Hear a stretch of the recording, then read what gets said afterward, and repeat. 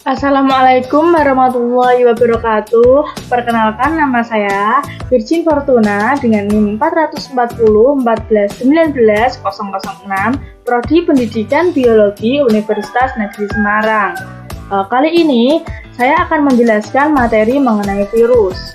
Jangan lupa ditonton ya dari video awal sampai video akhir. Dan jangan lupa kita harus selalu semangat belajar dalam menggapai cita-cita kita. Sebelum materi pembelajaran kita lanjut, karena itu kita berdoa sesuai agamanya masing-masing. Berdoa dimulai. Berdoa selesai, oke, kita langsung masuk ke video pembelajaran kali ini. Pada materi virus fase 10 3.4 yaitu menganalisis struktur, replikasi, dan peran virus dalam kehidupan. Untuk 4.4 yaitu melakukan kampanye tentang bahaya virus dalam kehidupan, terutama bahaya AIDS berdasarkan tingkat virulensinya. Tujuan pembelajaran kali ini yang pertama, siswa itu mampu menentukan struktur virus berdasarkan gambar.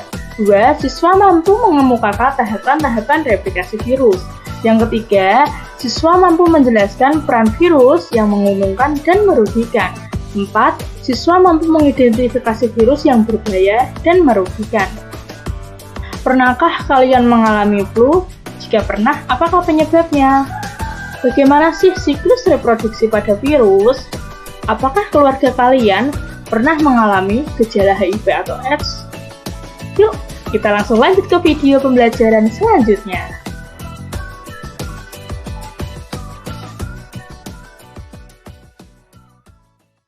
Selanjutnya, kita akan mempelajari mengenai bagaimana struktur, replikasi, dan peran virus dalam kehidupan. Ada 4 macam jenis virus. Yang pertama adalah virus berselubung, yang terdiri dari reseptor virus, materi genetik, kapsid, dan kapsul virus.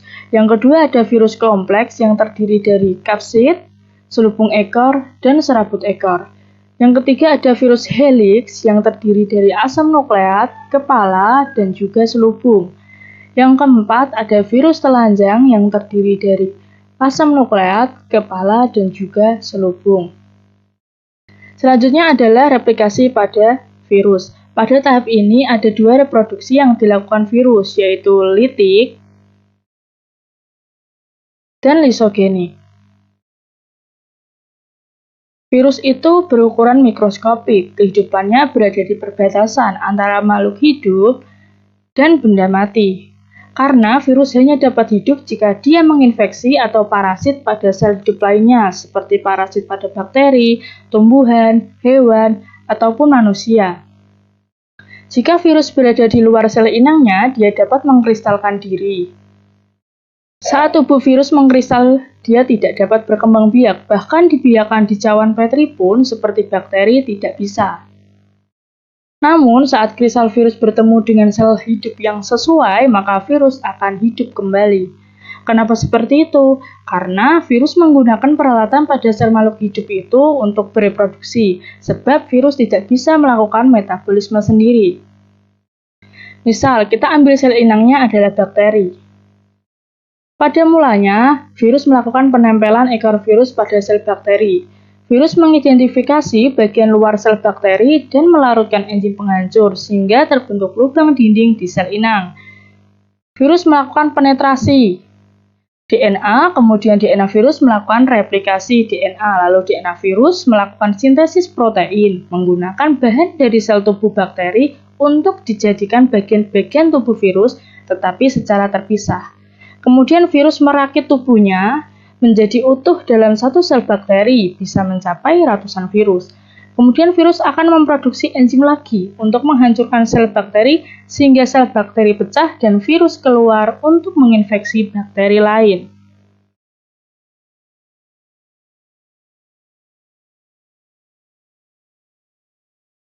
Selanjutnya, pada tahap lisogenik, tidak selalu diikuti oleh pembentukan tubuh virus yang baru karena terkadang bakteri memiliki sistem imunitas yang baik, sehingga virus tidak berbahaya.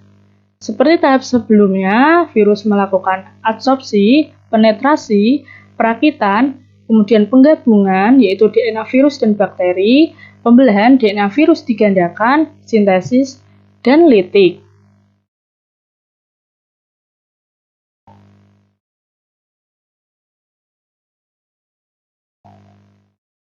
Peran virus dalam kehidupan ada yang menguntungkan dan merugikan.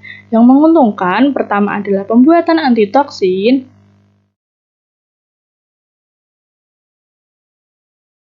yang kedua adalah melemahkan bakteri, yang ketiga memproduksi vaksin. Peran yang merugikan yaitu penyebab penyakit pada pertama adalah manusia, seperti flu maupun AIDS, pada hewan seperti rabies, pada tumbuhan yaitu TMV. Berikut gambar-gambarnya peran virus yang menguntungkan maupun merugikan.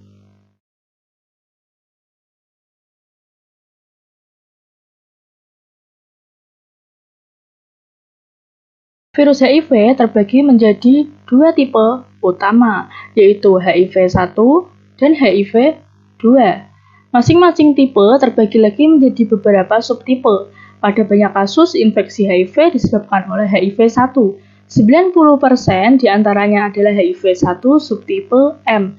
Sedangkan HIV-2 diketahui hanya menyerang sebagian kecil individu, terutama di Afrika Barat. HIV merupakan virus RNA, jenis lentivirus dan famili Retroviridae. Virus ini memiliki kesamaan dengan SIV, yaitu virus yang menyerang primata. Struktur virus HIV nantinya pada inti itu terdapat kapsid, yang mengelilingi materi genetik berupa RNA. Kemudian ada envelope, yaitu selubung luar dengan struktur utama berupa kompleks glikoprotein terdiri dari GP120 dan GP41. Kemudian, di dalamnya terdapat sejumlah enzim, bisa berupa enzim integrase dan protease. Ada banyak genom pada HIV, tetapi pada kali ini saya akan membahas 3 genom utama HIV.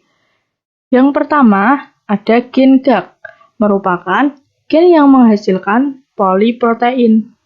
Kemudian yang kedua ada gen POL, yang mengkodekan protein berfungsi sebagai enzim berperan dalam proses replikasi virus. Yang ketiga ada gen ENV, yang mengkodekan protein envelope. Tahap siklus replikasi pada virus HIV. Yang pertama, pengikatan antara virus HIV dengan reseptor CD4. Yang kedua, ada proses uncoating dari kapsid virus. Yang ketiga, RNA virus ditranskripsikan menjadi DNA provirus. Yang keempat, DNA provirus diintegrasikan genom inang. Genom dalam sel inang ini dapat teraktivasi sehingga menghasilkan mRNA virus, yang kemudian diikuti oleh sintesis protein dan replikasi dari RNA virus menjadi virus HIV. HIV atau AIDS dapat terjadi melalui hubungan seksual, kontak cairan tubuh, kontak darah, dan ibu menyusui. Menjadi ketakutan tersendiri bagi masyarakat, sehingga orang yang mengalami HIV sering dijauhi dan direndahkan. Terdapat stigma bahwa yang terdiagnosis HIV sama halnya divonis mati. Tetapi, apakah benar demikian? HIV bekerja dengan melemahkan sistem kekebalan tubuh. Virus ini bekerja perlahan dan sulit dideteksi gejala awal, dan hanya dapat diketahui dengan tes laboratorium pada tes awalnya. Fase pertama yang ditimbulkan dari gejala HIV yaitu panas, kemudian sariawan.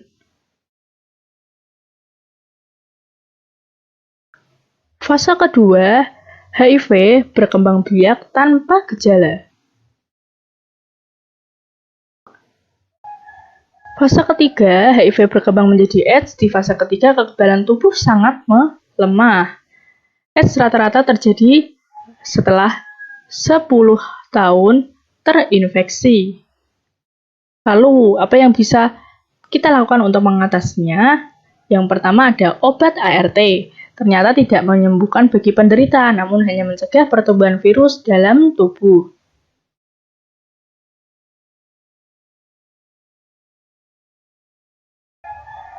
Sejak adanya obat ini, harapan hidup penderita HIV dapat menjadi sama dengan orang normal.